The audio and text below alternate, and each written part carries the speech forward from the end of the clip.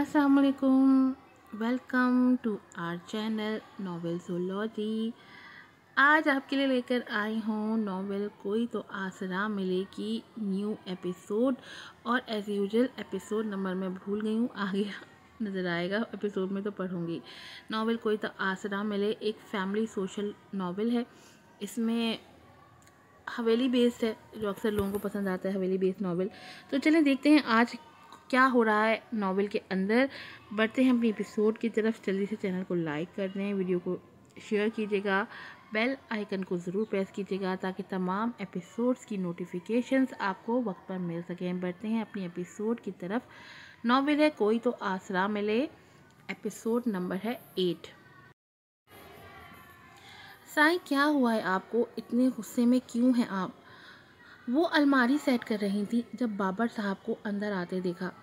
उनकी सुर्ख रंगत और उभरती नगें देखकर वो दहल गई थी। उनके सवाल पर उन्होंने एक नज़र उन्हें देखा और उस एक नज़र में क्या कुछ ना था, बेबसी, शिकवा, दुख और अजियत। ये सब देखकर वो साकित हो गई थी। 27 सालों में वो उन्हें इतना तो जान गई थी कि उनके मूड का अंदाज़ा लगा सकें, और अब तो वैसे भी सब कुछ वाज़ेह था। उस सब का मुहर्रक क्या था वो जानती थी, और ये जानना उन्हें कौन छुरी से काट रहा था। पर इतने साल बाद भी वो अपनी अज़ियत बयान नहीं कर सकती थी कि उनकी अज़ियत के सामने ये अज़ियत कुछ ना थी।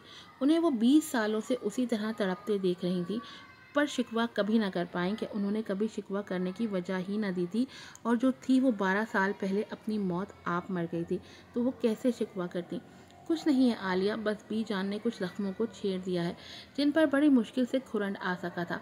वो धीमे लहजे में बोले। उनके लहजे में टूटे कांच की चुभन थी। तो ऐसे जख्मों को नासूर बनने से पहले उखाड़ दें, क्यों इतनी अजियत सहते हैं? उन्होंने बड़े ज़ब्त से ये बात कही, हालांकि वो जानती थी उनका जवाब। नहीं कर सकता आलिया, वो बहुत मासूम है, कैसे उसे बेरहम दुनिया के हवाले कर दूं? उनकी बात में किसी किस्म का हसद ना पाकर वो बेबसी से गोया हुए।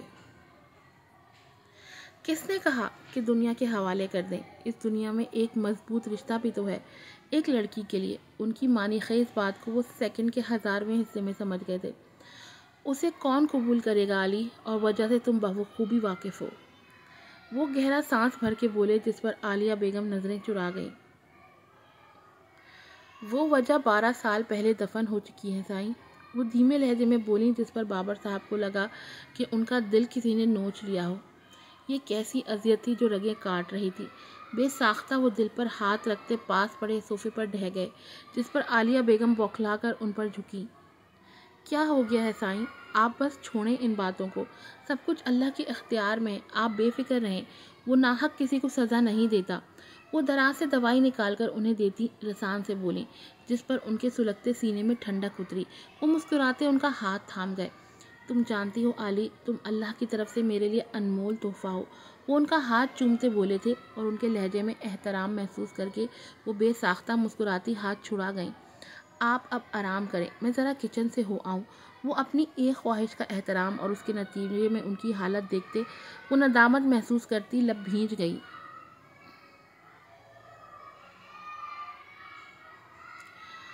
वो उनके लेटने पर उन्हें कंफर्टर ओढ़ाती बाहर निकल गईं। आज तो बच्चे लगता है सारा सबक याद करके ही जाएंगे, इतनी ज़ोर ज़ोर से चिल्ला रहे हैं कि मैं नॉवेल पढ़ते पढ़ते भूल जा रही हूँ। पीछे वो उनके सब्र पर अभी तक हैरत में थे। आज तक उन्होंने उनसे शिकवा ना किया, उन्होंने कभी जुनैरा को लेकर शिकायत लबों पर लाई, मगर फिर भी वो ज़मीन को अलग करने का फ़ैसला बड़े ज़ब्त से कबूल कर गए थे। पर अब उसकी बिगड़ती हालत उन्हें खौफज़दा कर रही थी। आलिया बेगम के मशवरे को सोचते उन्होंने एक दफ़ा फिर ख़ुद को माजी के हवाले कर दिया। हर रोज़ की तरह आज भी वो वहाँ मौजूद थे, जिसकी आंखों में उसने हाविस के बजाय कुछ और ही देखा था। अपने लिबास, शक्ल और अंदाज से तो वो किसी मुअज़्ज़ज़ घराने का लग रहा था। फिर उसकी यहाँ मौजूदगी वो भी रोज़ जोनी को अजीब लग रही थी। यहाँ से जाने के बाद उसे किसी करवट चैन ना था, चुनाचा वो हर रोज़ दानी और जेडी से वॉक का बहाना करके यहाँ आता। रक्स में सिवाय उसके चेहरे को देखने के अलावा उसकी नज़र कहीं ठहरती ही ना थी, और वो भी शायद उसकी नज़रों का इर्तिकाज़ महसूस कर चुकी थी। उसकी जब भी इस पर नज़र पड़ती, उसके चेहरे के उतार चढ़ाव वो बड़ी गौर से देखता था। لیکن اس سے بات کرنے کی ہمت نہیں کر پاتا تھا۔ اگر اس نے انکار کر دیا اور اگر اس نے یہ پوچھ لیا کہ روح بچوں اور بیوی ہونے کے باوجود وہ اسے محبت کا دعوے دار کیوں ہے، تو وہ کیا جواب دے گا؟ کیونکہ اس کے پاس خود اس بات کا جواب نہیں تھا۔ وہ اسے بات کرنا چاہتا تھا، کہیں وہ کسی اور کی نہ ہو جائے، کسی اور کی باہوں میں نہ چلی جائے کہ یہاں تو یہ سب عام تھا۔ اسے کسی اور کی پناہوں میں سوچ کر ہی وہ بے چین ہو اٹھا تھا۔ اس نے سر اٹھا کر دیکھا تو رقص ختم ہو چکا تھا اور وہ وہاں سے غائب تھی۔ وہ سرک سے اٹھ کر کھڑا ہوا اور اندر کی سمت بڑھا۔ کہاں شہزادے؟ اندر جانا منع ہے، مگر چاہو تو میرے ساتھ چل سکتے ہو، منع نہیں کروں گی۔ اچانک اس لڑکی کے سامنے آ جانے سے وہ ٹھٹک کر رکا اور اس کی بیہودہ آفر پر اس نے بڑی مشکل سے اپنے ہاتھ کو اٹھنے سے روکا تھا۔ وہ کوئی سخت بات کہنے سے خود کو باز رکھ کر لب بھینچ گیا۔ اگر اپنی سلامتی چاہتی ہو تو چپ چاپ اپنی صورت اور بیہودہ آفر سمیت یہاں سے دفع ہو جاؤ، ورنہ اب میں اپنے ہاتھ کو روکوں گا بھی نہیں، سمجھی؟ وہ نیچی آواز میں غرایا۔ اس کی غراہٹ پر وہ سر سے پاؤں تک کانپتی بے ساختہ اسے راستہ دے گئی۔ وہ اس پر ایک جھلسی نگاہ ڈال کر آگے بڑھ گیا اور اس کی دہشت میں مبتلا رینا اسے اندر جانے سے روک بھی نہ پائی۔ وہاں زونی کا کمرہ تھا جس میں ملازموں اور گلشن بھائی کے علاوہ کوئی نہ جاتا تھا۔ وہ خود کو گلشن بھائی کے قہر سے بچانے کے لیے جلدی سے ہال میں آ کر بیٹھ گئی، جبکہ وہ وہاں سے سیدھا راہداری میں چلتا ایک ساتھ بنے کمروں کے سامنے آ کر رک گیا۔ اب زونی کا کمرہ کون سا ہے، وہ اس بابت سوچ رہا تھا کہ مدھم ہنسی پر چونک اٹھا۔ سامنے بنے کمرے سے ہنسی کی آواز آ رہی تھی۔ اس نے دروازے سے جھانکا جہاں وہ فون کان سے لگائے محو گفتگو تھی۔ وہ سرک سے اندر گھسا اور دروازے کا بورڈ چڑھا گیا۔ وہ جو فون پر صوفی سے بات کر رہی تھی، دروازہ بند ہونے کی آواز پر سرک سے مڑی، پر سامنے بابی کو دروازہ لاک کرتے دیکھ اس کی آنکھیں پھیل گئی تھیں۔ وہ اس کی جرأت پر صدمے سے کھڑی رہ گئی اور دوسری طرف اس کے جواب نہ دینے پر صوفیہ فون بند کر گئی تھی۔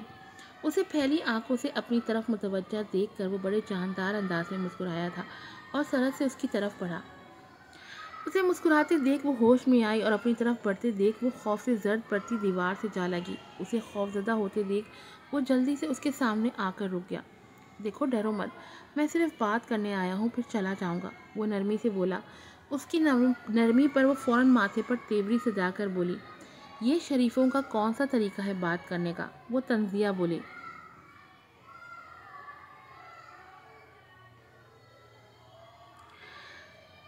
دیکھو، میری بات دھیان سے سنو، میں تمہیں پہلی نظر میں دیکھ کر دل ہار بیٹھا ہوں۔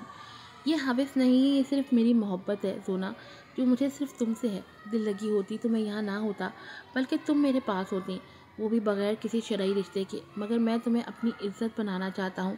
بولو کب رشتہ لاؤں؟ وہ مدھم لہجے میں اس کے گرد حصار باندھ رہا تھا۔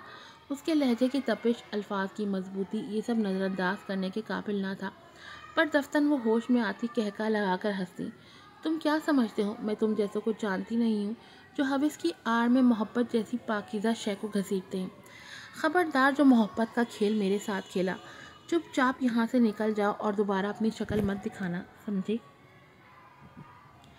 وہ حقارت سے چلائی۔ اس کے لہجے میں اپنی محبت کا مذاق اور حقارت محسوس کر کے بابی کا خون کن پٹیوں میں ٹھوکریں مارنے لگا۔ اس نے بے دردی سے سونی کے کندھوں کو جکڑا۔ خبردار جو میری محبت کا مذاق اڑایا، میں تمہاری جان لے لوں گا۔ ابھی تم میری محبت کو نہیں مانتی، مت مانو، مگر میں پیچھے نہیں ہٹوں گا، بلکہ روز تمہاری راہ میں آؤں گا، تب تک جب تک تم ہار کر میری باہوں میں نہیں آ جاتی، سمجھی؟ وہ جنونی انداز میں غرایا۔ اس کے لہجے میں جنون، ضد اور دیوانگی کو دیکھ کر وہ پتھر ہو گئی تھی۔ اپنے ماتھے پر اس کے ہونٹوں کا لمس محسوس کر کے وہ جی جان سے کانپ گئی تھی۔ میں روز آؤں گا زونا، اور تم چاہ کر بھی مجھے روک نہیں سکتی۔ اس کے چیلنج اور اپنے نئے نام کو سن کر وہ حیرت سے اسے دیکھ رہی تھی، جو مغرور چال چلتا باہر نکل رہا تھا۔ سفید شلوار قمیض اور سیاہ شال اوڑھے وہ کوئی جنونی وڈیرا لگ رہا تھا۔ اس کی گرے آنکھیں، اونچی ناک، اونچوں تلے عنابی ہونٹ وہ کسی طرح نظر انداز کرنے کے لائق نہ تھا۔ پر وہ اپنا کیا کرتی، وہ کیا تھی وہ بخوبی جانتی تھی۔ اس کی ضد ایک بار پھر سوچتے وہ بیٹھتی چلی گئی تھی۔ السلام علیکم پھپھو، کیسی ہیں آپ؟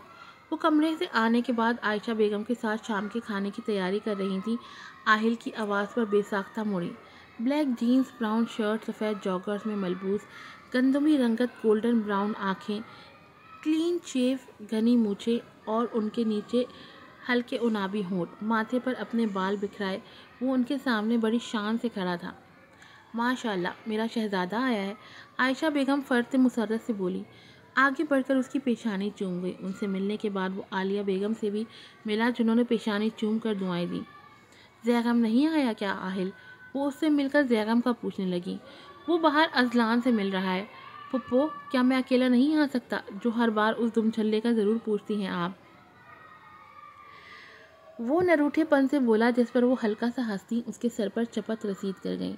فضول مت بولا کرو، وہ بھی تو اس گھر کا حصہ ہے، شریر نہ ہو تو۔ وہ شہد آگی لہجے میں بولی، جس پر وہ ہنستا ہوا باہر بھاگ گیا کہ جس کے دیدار کے لیے وہ اندر آیا تھا وہ کہیں نہیں تھی، اسی لیے وہ باہر گیا، شاید اس کی جھلک نظر آ جائے، پر وہ اس سے کتراتی تھی، اب بھی چھپ کر بیٹھی ہوگی کہیں۔ اس کے بارے میں سوچتے اس کی آنکھوں کی چمک اور لبوں کی مسکراہٹ بڑھ گئی تھی۔ آج کی ایپیسوڈ یہیں پر ختم ہوتی ہے، پھر ملوں گی آپ سے نئی ایپیسوڈ کے ساتھ۔ السلام علیکم۔